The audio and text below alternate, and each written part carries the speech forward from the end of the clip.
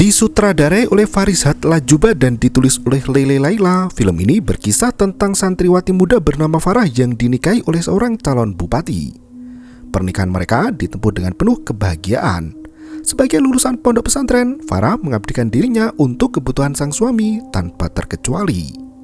Bahkan ia rela mengesampingkan pendidikannya sendiri agar bisa fokus melayani. Semua itu dilakukan demi mendapatkan surga dari pintu manapun yang disenangi. Farah selalu memegang teguh sebuah hadis yang mengatakan bahwa istri harus taat pada suami. Nasnya, tak semua suami pantas untuk ditaati. Mimpi buruk yang dialami Farah menjadi pengalaman kelam terbaik yang membuka tabir kesadaran tentang pahitnya kehidupan. Apa yang sebenarnya terjadi? Berikut ceritanya.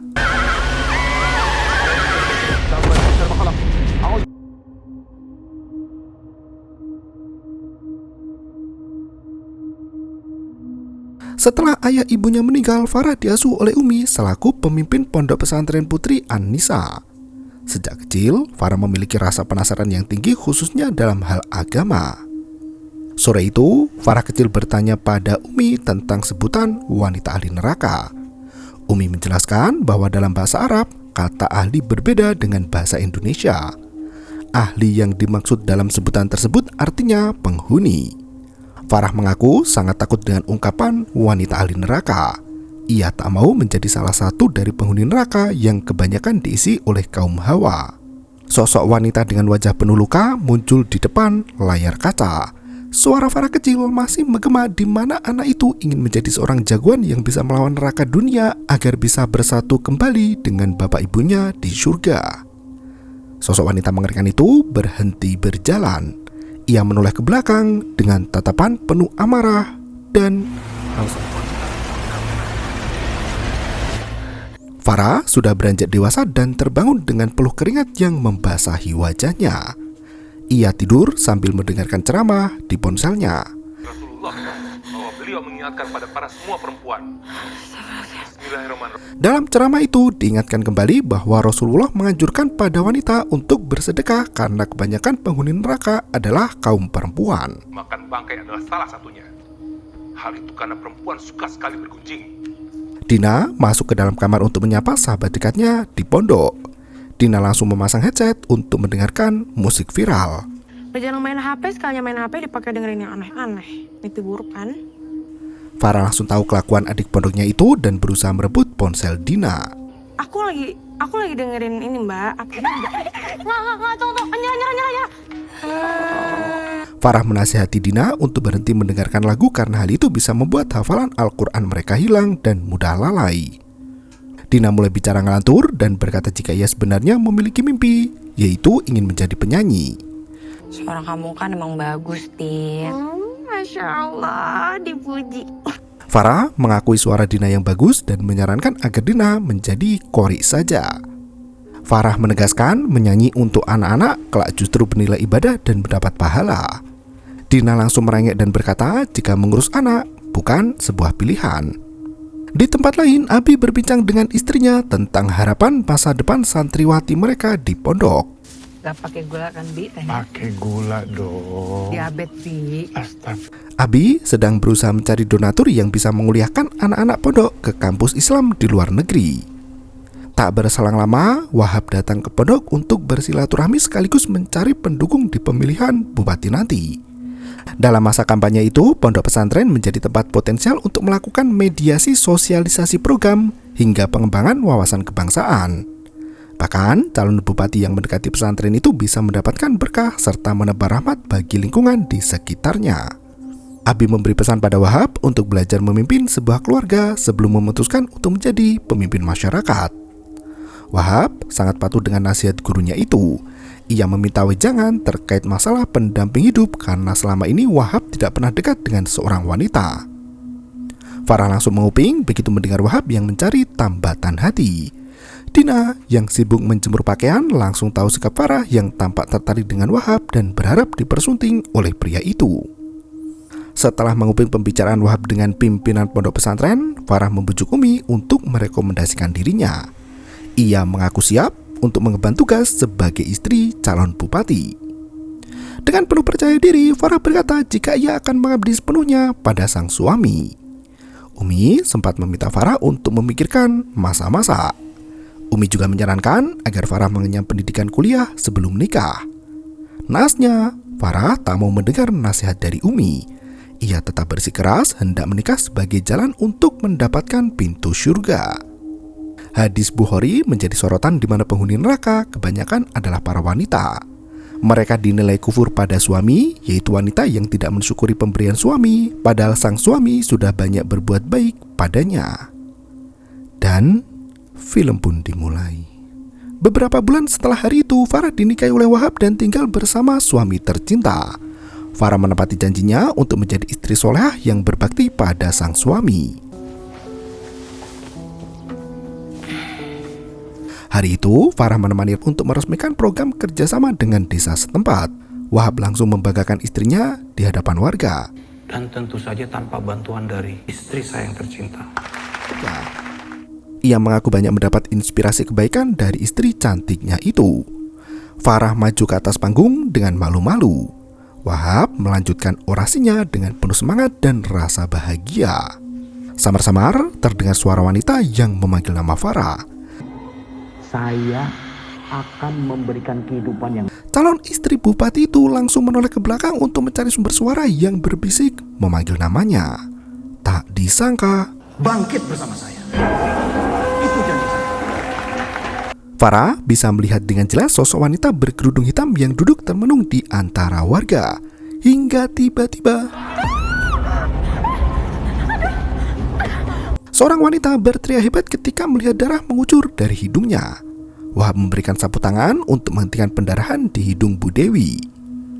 Farah berjalan perlahan mencari sosok wanita berkerudung hitam yang menghilang entah kemana.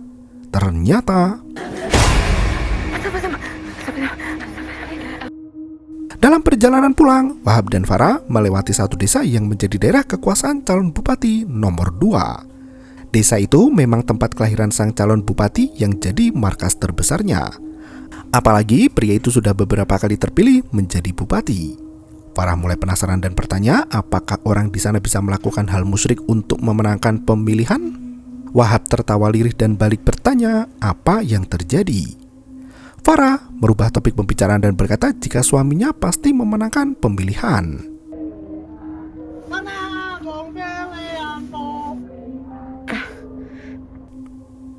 Sore harinya, Farah sibuk menyiapkan makan malam di dapur sambil mendengarkan kajian online. Ceramah itu masih berkutat tentang kewajiban istri pada suaminya.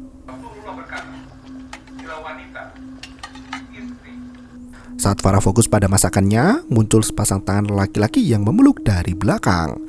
Farah berpikir jika itu adalah Wahab. Saat menoleh ke belakang, anehnya tak ada siapapun di sana. Mas? Farah mematikan ceramah di YouTube di mana si Mbok datang membawa keranjang belanjaan. Bu Farah. Mbok bertanya apa ada yang bisa dibantu di dapur.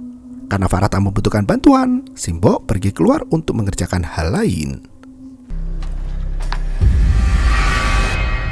Tak berselang lama, Wahab muncul dari belakang dan memeluk tubuh istrinya itu. Farah sempat bertanya dari mana suaminya pergi. Wahab tak menjawab dan melenggang pergi begitu saja. Malam harinya, Wahab memotong kuku Farah sembari bercengkrama dengannya. Saat membicarakan foto rumah itu, Wahab tak sengaja melukai jari istrinya sampai berdarah. Wahab langsung menghisap darah itu sambil meminta maaf. Farah tiba-tiba berkata jika ia memiliki ide baru untuk program kampanye. Ia ingin membuat satu program yang memberdayakan perempuan. Nah, aku punya ide mas. Gimana kalau kita bawa edukasi? Wahab memotong pembicaraan Farah dan berkata jika lebih baik wanita diajari untuk memasak karena salah satu cara masuk surga adalah dengan membuatkan makanan untuk suaminya. Semakin banyak masak, semakin besar pula potensi masuk surga. Farah tersenyum tipis melihat suaminya pergi. Sosok hantu berkerudung hitam muncul dari belakang dan menghilang ketika Farah menoleh ke arahnya. Tepat di samping rumah Wahab terdapat peternakan sapi yang dijaga ketat oleh para pekerja. Simbok masuk ke kandang sapi dengan membaca mantra yang dibalut dalam senandung Jawa.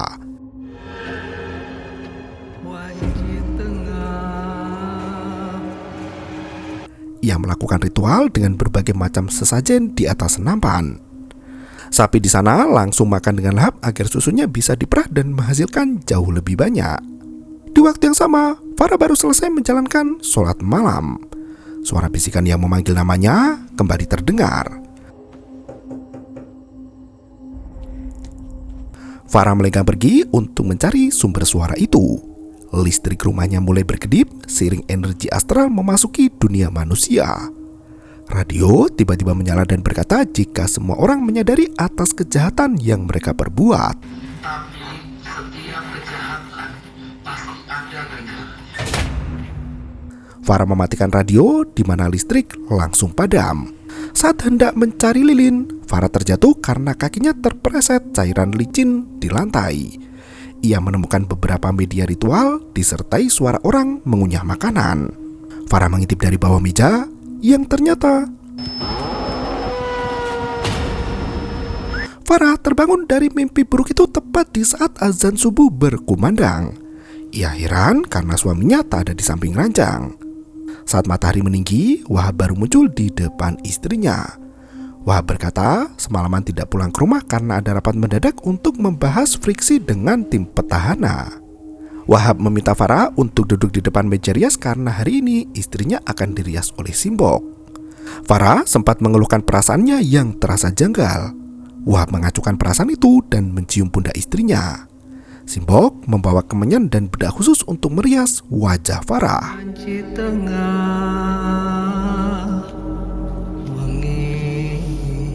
Simbok menyanyikan kidung Jawa sembari memandikan tubuh Farah dengan kepulan asap kemenyan. Farah seperti terkena sihir hingga matanya terpejam dengan sendirinya.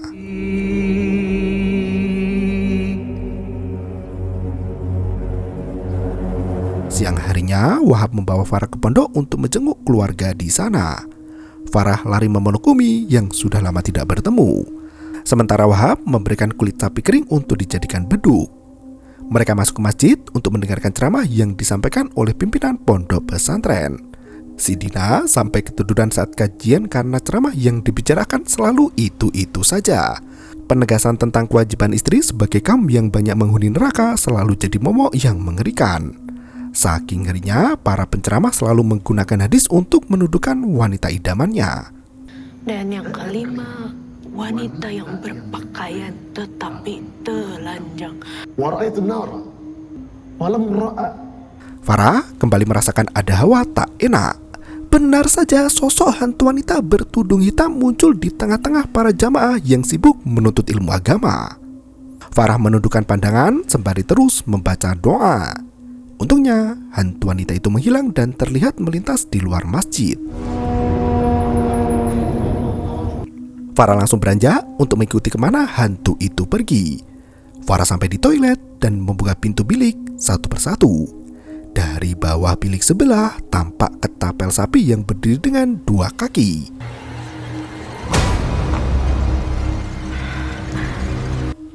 Anehnya, saat pintu dibuka, tak ada siapapun di dalamnya. Merasa matanya kurang sehat, Farah langsung mencuci muka dan membersihkan riasan Simbok dari wajahnya. Seketika itu,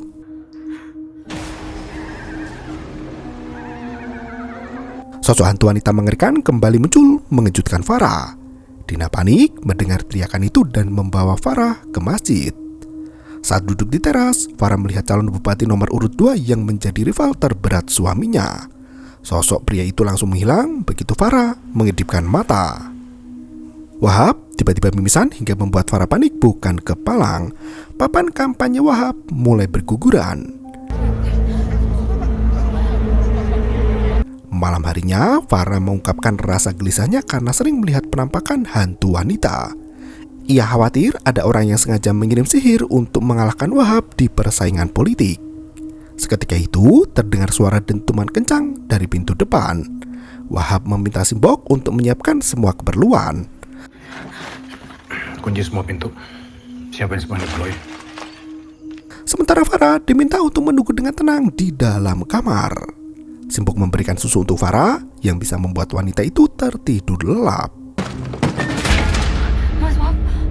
Mas Wahab. Suara dentuman terdengar semakin kencang mendekati kamar itu. Listrik ikut terpejam hingga membuat Farah ketakutan. Wahab meminta sang istri untuk tetap tinggal di dalam kamar dan jangan keluar. Ia melenggang pergi bersama Simbok untuk memeriksa keadaan. Dalam kondisi gelap gulita, Farah membaca doa untuk minta perlindungan pada Allah.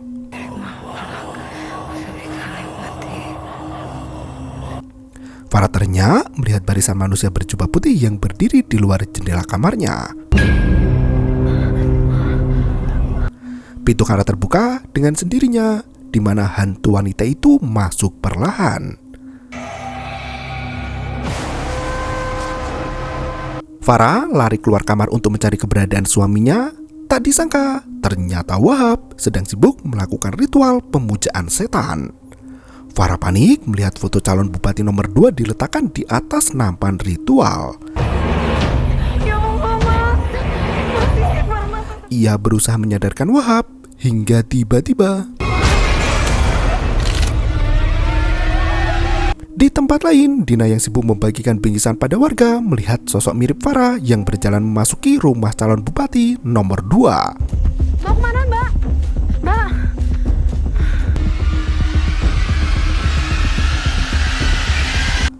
Sementara Farah yang asli masih berada di dalam rumah dengan tubuh yang bergerak sendiri. Ia mengikat tali pocong yang membalut tubuh suaminya sendiri. Farah terbangun di pagi harinya, di mana Wahab tak ada di samping ranjang. Farah keluar dari kamar, di mana Wahab duduk di meja makan sambil minum kopi panas. Farah berpikir kejadian semalam hanya mimpi buruk semata. Tak berselang lama, datang 2 orang tamu yang mengabarkan kematian Agung, calon bupati nomor 2. Pak Agung meninggal, Pak.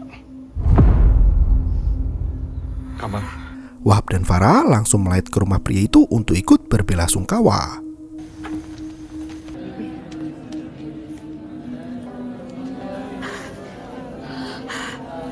Farah tampak ketakutan saat melihat jasad pria itu. Ia membuka buku Yasin yang dibawa, namun tulisan dalam buku Yasin itu menghilang. Farah terlihat panik dan mengambil buku Yasin lainnya. Untungnya buku itu ada tulisannya. Farah membaca perlahan, namun tulisan dalam buku Yasin mulai menghilang. Seketika itu, Kamu yang bunuh saya. Wahab membawa istrinya untuk masuk ke dalam mobil hingga membuat Abi dan Umi khawatir. Mereka berusaha mencari tahu apa yang terjadi, namun Wahab berkata jika istrinya kelelahan ikut kampanye. Dalam perjalanan pulang, Farah sempat berkata jika kematian pria itu tampak tidak wajar. Wahab langsung membuka mulut sang istri dengan ancaman agama. Ia menegaskan Farah bisa jadi ahli neraka jika membantah dan melawan suami. Di tempat lain, Abi membaca kitab tentang roh untuk mencari tahu apa yang menimpa Farah. Umi ikut heran melihat tingkah Farah setelah menikah yang gampang histeris. Mereka berdua sama-sama khawatir dengan kondisi Farah, namun berusaha untuk tetap berprasangka baik pada Wahab. Terlebih lagi, mereka sudah menikahkan Farah dengan Wahab, yang berarti menyerahkan tanggung jawab Farah sepenuhnya pada pria itu. Urusan bisa semakin panjang apabila mereka memasuki urusan rumah tangga anaknya. Malam harinya, Umi meminta Dina untuk mengantarkan makanan pada Farah. Ia takut Farah jatuh sakit setelah kejadian siang tadi di masjid. Sesampainya di rumah Farah, Dina sama sekali tak bertemu sahabatnya itu.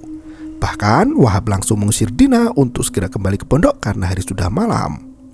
Tapi sebentar aja, Mas. Saat Dina hendak pergi, ia melihat ada banyak orang di sekitar area peternakan sapi. Para petugas partai sibuk menyiapkan botol susu sapi segar yang akan dibagikan pada warga di esok hari. Pagi berikutnya, Farah kembali mendapat gangguan iblis di mana suara gemeretak terdengar dari dalam kulkas. Ia membuka kulkas itu dan menemukan selembar kain kafan.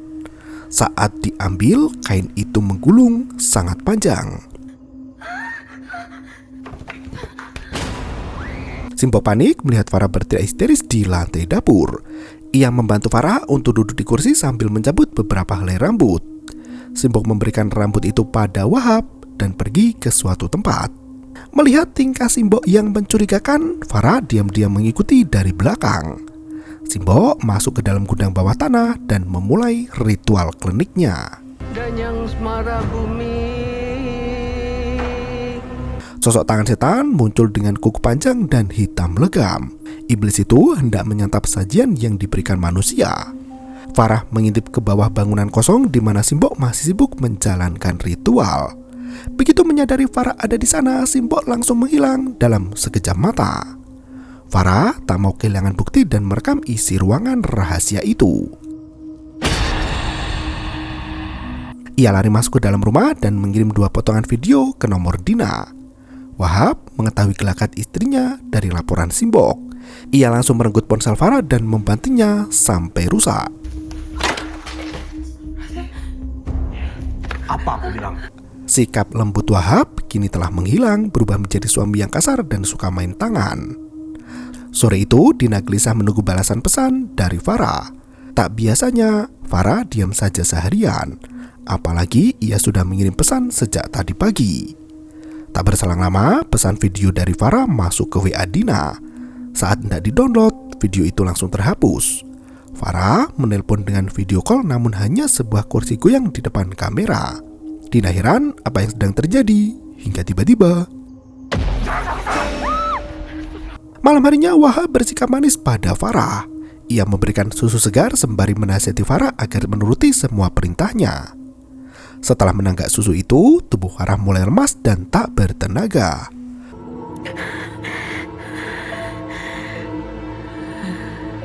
Wahab masuk ke dalam kamar dan memutar tubuh istrinya agar tidur tengkurap. Dengan pisau bedah, Wahab memotong kulit tengkuk Farah untuk dijadikan sebagai media sihir. Farah yang tak berdaya hanya bisa menahan rasa sakit akibat goresan benda tajam.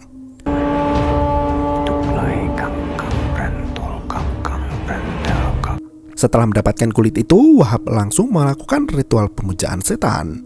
Di waktu yang sama, Dina membujuk Umi untuk pergi menemui Farah. Umi mengaku tak bisa melakukan hal itu karena Abi bisa marah. Ia mengajak Dina untuk banyak berdoa demi keselamatan Farah. Sementara itu, Simbok kembali melakukan ritual di kandang sapi. Ia memberi minuman air kembang pada sapi-sapi itu, di mana susunya mengandung sihir yang bisa membuat semua orang takluk pada Wahab. Pagi harinya, Wahab bersikap sangat manis dan membangunkan Farah dengan lemah lembut. Wahab berterima kasih pada Farah karena sudah mau berkorban demi kemenangan menjadi bupati. Radio memberikan hasil polling terakhir sebelum memasuki masa tenang kampanye. Wahab berhasil menyusul paslon lain dengan selisih suara yang sangat tipis. Tim sukses Wahab rutin memberikan susu sapi segar tiap hari agar warga memilih nomor urut 3. Simbok mengobati luka di tengkuk belakang Farah dengan mulut yang terkunci. Farah menangis sembari mempertanyakan apa kesalahannya hingga Wahab bisa begitu tega memperlakukan dirinya. Siang harinya, Umi dan Dina sudah menunggu di pasar untuk menemui Farah yang kampanye di sana. Begitu melihat Dina dan Umi di sana, Farah hanya bisa diam dan melenggang pergi begitu saja. Wahab menggadang tangan Farah dengan erat sembari menarik istrinya ke depan. Saat Wahab melepaskan tangan Farah, gadis itu mulai melihat penampakan setan yang berbondong-bondong mendekatinya.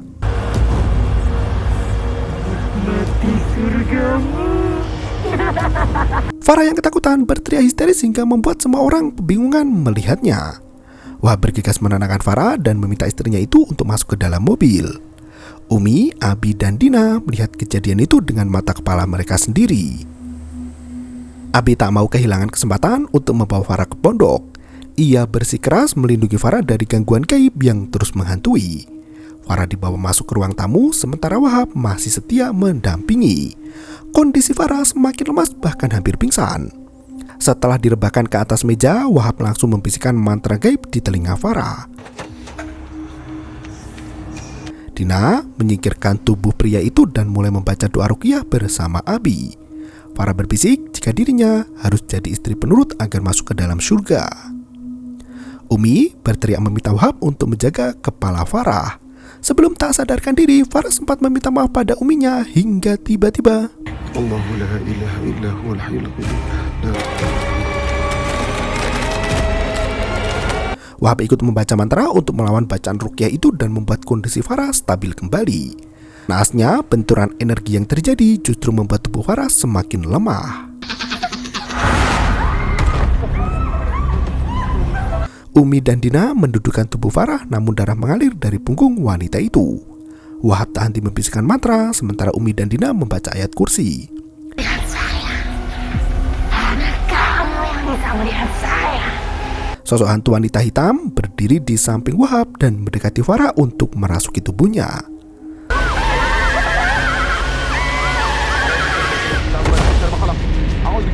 Tubuh Farah terpelanting kian kemari dan memberontak sangat hebat.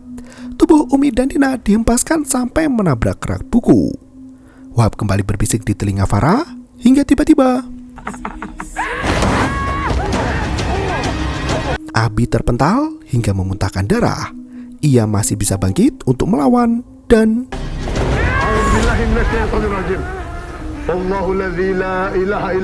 Wahab memberi mantra tandingan dari belakang hingga akhirnya Umi memohon pada Wahab untuk mengizinkan Farah menginap sehari di pondok. Naasnya, pria itu langsung membawa Farah pergi dengan dalih suaminya lebih tahu kondisi sang istri. Umi menyisipkan kertas di saku Farah secara sembunyi-sembunyi. Abi duduk di kursi sembari melonggarkan pakaian yang terasa sesak. Umi mengaku menyesal sudah menikahkan Farah pada Wahab karena gadis itu kini merasakan apa yang disebut sebagai neraka dunia. Abi masih bersikap netral dan berkata jika mereka tidak memiliki bukti terkait kejahatan yang dilakukan Wahab. Umi kembali mengingatkan sang suami jika mereka memang mengajarkan pada santri untuk patuh pada suami, namun mereka juga mengajarkan para santri untuk berani melawan kebatilan. Sesampainya di rumah, Wahab langsung memukul istrinya sampai babak belur. Farah berani berkata jika Wahab bukan imam yang patut dicontoh. Mendengar hal itu, Wahab semakin murka dan menampar wajah Farah dengan sekuat tenaga. Farah baru kali ini menyadari jika Wahab bukan suami yang baik yang bisa membawanya ke surga. Wahab justru menyajikan neraka dunia di kehidupan Farah tanpa tahu apa penyebabnya. Wahab melepas ikat pinggang dan mencambuk tubuh istrinya secara bertubi-tubi. Simbok berusaha menghentikan pertengkaran itu dengan menyajikan susu hangat untuk Farah. Dina yang murojaah sendirian di kamar teringat pesan Umi yang menceritakan kisah Aisyah, istri Fir'aun. Aisyah selalu berdoa pada Allah agar diselamatkan dari kejahatan Fir'aun dan perbuatannya.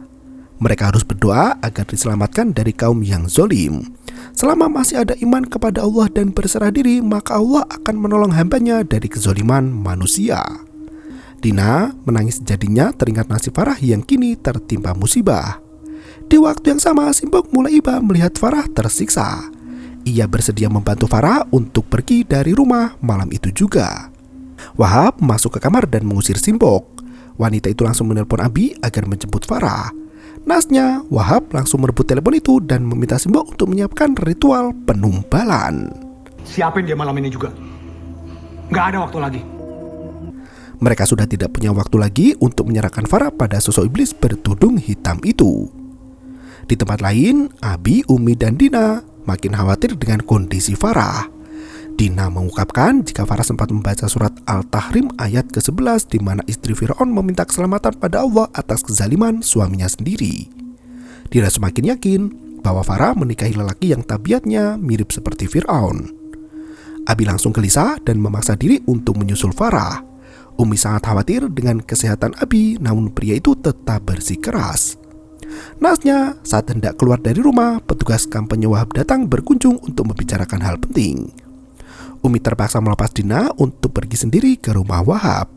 Di waktu yang sama, Simbok membawa Farah pergi dari kamar. Ia berusaha menyembunyikan Farah di balik semak belukar.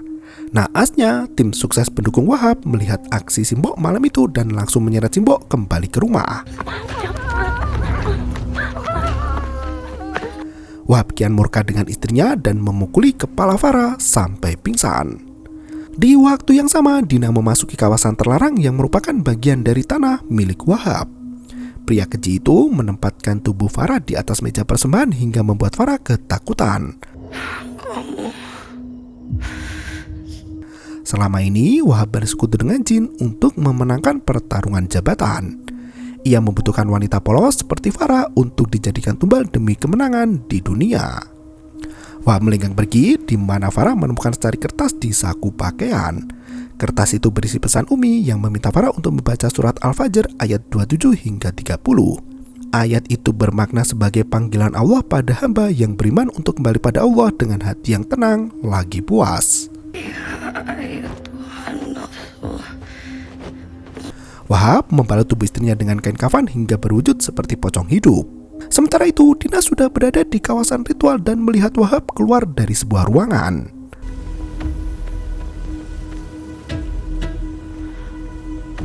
Dina pun menyelinap masuk ke dalam dan berhasil menemukan Farah di sana.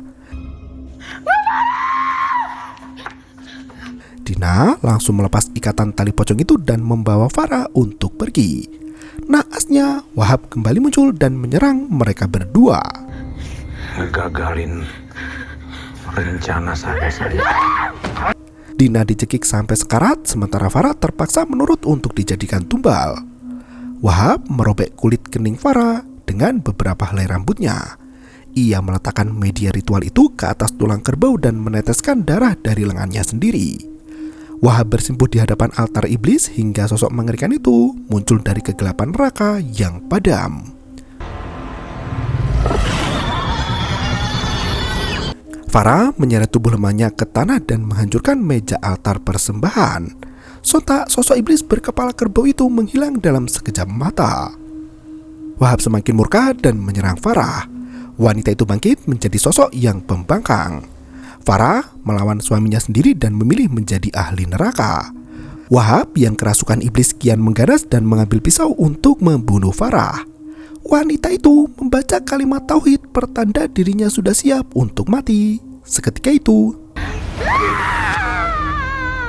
Dina terkena tusukan tepat di bagian ulu hati yang membuat gadis itu kehilangan nyawa. Kesedihan di hati Farah kian melonjak dan Wahab tersungkur dengan tusukan di dada sementara Dina baru selesai meregang nyawa. Farah menangis jadinya melihat sahabat dekatnya meninggal dunia. Ia berjalan keluar menjauh rumah Wahab sembari menoleh ke belakang. Kakinya sempoyongan dengan tubuhnya penuh darah. Wanita solehah itu akhirnya mengerti betapa kenyataan hidup tak seindah bayangan saat masih duduk di pondok pesantren. Dan film pun berakhir. Film Wanita Ahli Neraka menyampaikan pesan moral tentang kehati-hatian dalam memilih pasangan hidup serta bahaya yang mengintai dalam pernikahan yang tidak harmonis. Kesakralan pernikahan bisa luntur jika salah memilih pasangan hidup. Ambisi yang dijunjung tinggi bisa merusak nilai ibadah hingga menyakiti pasangannya sendiri. Farah menghadapi dilema moral yang memaksanya mengorbankan banyak hal demi meraih surga dambaannya. Perjuangan Farah menggambarkan bagaimana ambisi besar bisa mengguncang prinsip hidup yang selama ini dijunjung tinggi. Film ini juga mengajarkan bagaimana kemuliaan istri. Dalam Islam, suami juga memiliki kewajiban untuk patuh dan melayani istrinya. Suami wajib mengangkat harkat martabat istrinya serta menasihatinya dengan cara lembut dan sabar. Pernikahan dalam Islam bukan tentang menundukkan pasangan, namun ibadah seumur hidup yang bertujuan mendapatkan ridho Allah. Seperti apa yang disabdakan Rasulullah, di mana sebaik-baiknya laki-laki adalah mereka yang paling baik sikapnya terhadap para istri. Terima kasih dan sampai jumpa. Yo, bermau itu ketarep.